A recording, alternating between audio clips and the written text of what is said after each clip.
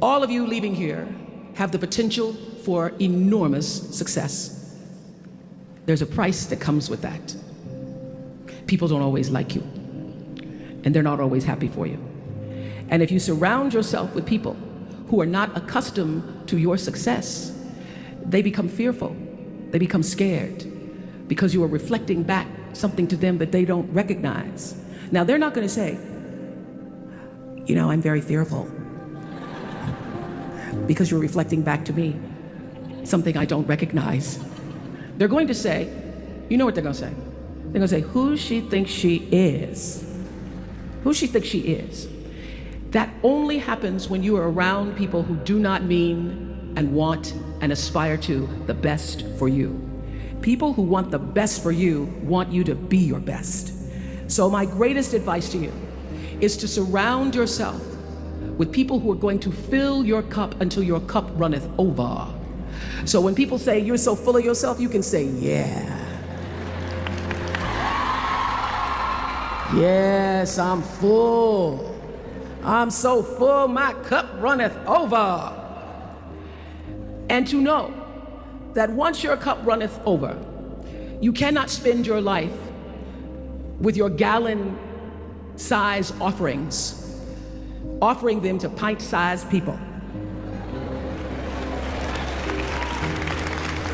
Bugün adını tüm dünyanın bildiği, etkisi sınırları aşan bir kadının, Oprah Winfrey'in zorlu ama ışıkla dolu hayat yolculuğuna çıkacağız. Bir medya devi, bir hayırsever, bir rol model. Peki bu ikonik figür hayatın ona sunduğu her zorluğa rağmen nasıl zirveye tırmandı? Hazır olun. Çünkü bu hikaye kendi potansiyelinizin kapılarını aralayacak ve size ilham verecek. Oprah Winfrey 29 Ocak 1954'te Mississippi'nin taşrasında yoksulluk ve ayrımcılığın gölgesinde dünyaya geldi. Ailesi o kadar fakirdi ki küçük Oprah'ın elbiseleri bile patates çuvallarından dikiliyordu. Henüz 6 yaşındayken anneannesiyle birlikte yaşadığı bir çiftlikte su ve elektrik olmadan büyüdü. Çocukluğu sürekli taşınmalar, parçalanmış bir aile ve maalesef çok daha derin, saklı travmalarla geçti. Erken yaşta maruz kaldığı istismar ruhunda silinmez izler bıraktı. Bu karanlık tabloya rağmen Oprah'ın içinde yanıp tutuşan bir ışık vardı. Kelimelere olan aşkı ve hikaye anlatma tutkusu. Henüz küçük bir çocukken bile kilisede ve topluluk önünde etkileyici konuşmalar yapıyor, insanları kendine hayran bırakıyordu.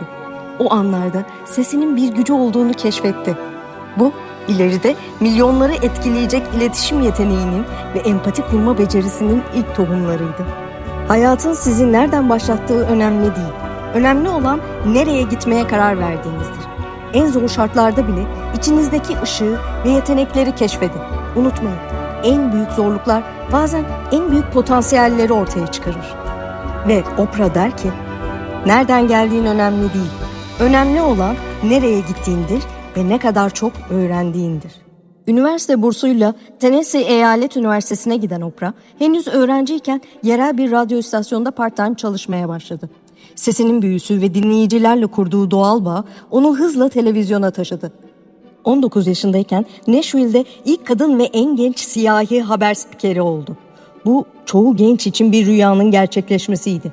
Ancak Oprah için zorluklar bitmemişti. Bir süre sonra Baltimore'da bir TV kanalına geçti.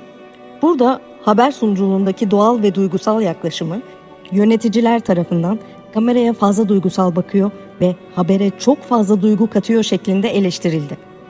Haberi objektif sunması beklenirken o haberin ardındaki insan hikayelerine odaklanıyordu. Sonunda spikerlik görevinden alındı. Bu kariyerindeki ilk büyük kovulma deneyimiydi. O an Oprah için yıkıcıydı. Geleceğini sorguladığı, kendini yetersiz hissettiği bir dönemdi. Ancak bu başarısızlık aslında onun gerçek potansiyelini bulmasını sağlayan bir dönüm noktasıydı. O an anladı ki televizyon dünyasının katı kurallarına uymak yerine kendi doğallığını ve empati yeteneğini kullanmalıydı. Bu kötü deneyim onu talk show formatına itti ve en büyük başarısına giden kapıyı araladı. 1984'te Chicago'ya taşınarak AM Chicago adlı yerel bir talk show'a katıldı. Program onun liderliğinde sadece birkaç ay içinde reytinglerde 1. sıraya yükseldi. İşte burada Oprah Sadece haberleri okumak yerine insanların hikayelerini dinlemenin ve onlarla gerçek bir bağ kurmanın gücünü keşfetti. Bu, Oprah Winfrey Show'un doğuşuydu. Bazen başarısızlıklar ve reddedilmeler sizi asıl yeteneğinize ve kaderinize yönlendiren gizli işaretlerdir. Önemli olan ders çıkarmak, pes etmemek ve kendi eşsiz yolunuzu bulmaktır. Unutmayın, hayır cevabı bazen bir sonraki büyük evetin başlangıcıdır.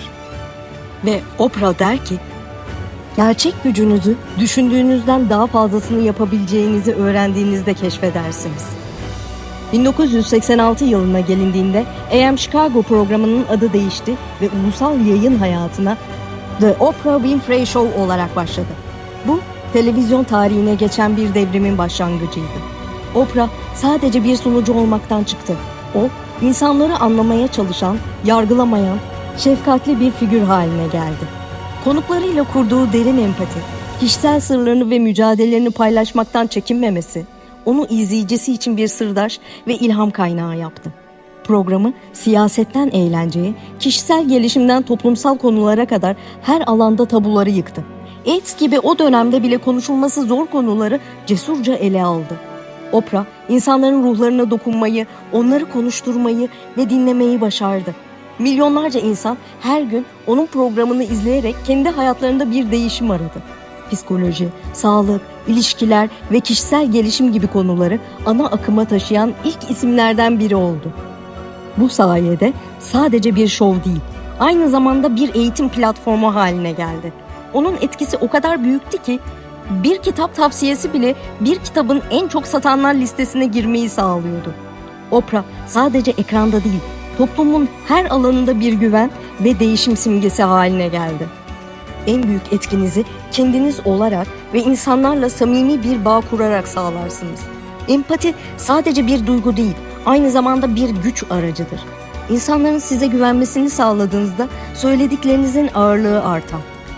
Ve Oprah der ki, insanlar sadece ne bildiğinizi değil, ne kadar önemsediğinizi bilmek ister. Oprah'ın vizyonu sadece televizyonla sınırlı değildi. O, kendi adıyla anılan bir marka ve medya imparatorluğu kurdu.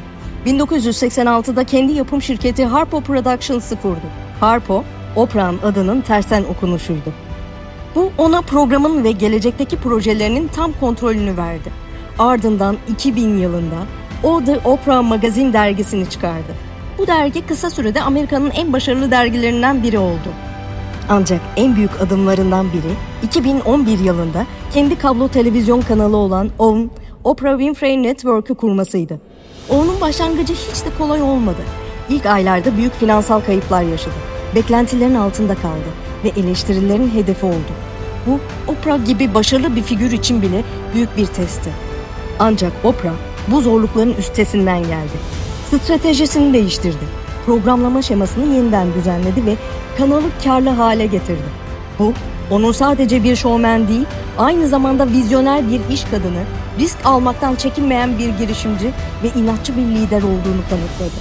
Başarısının doruklarındayken bile konfor alanından çıkmaktan ve yeni alanlara adım atmaktan çekinmedi.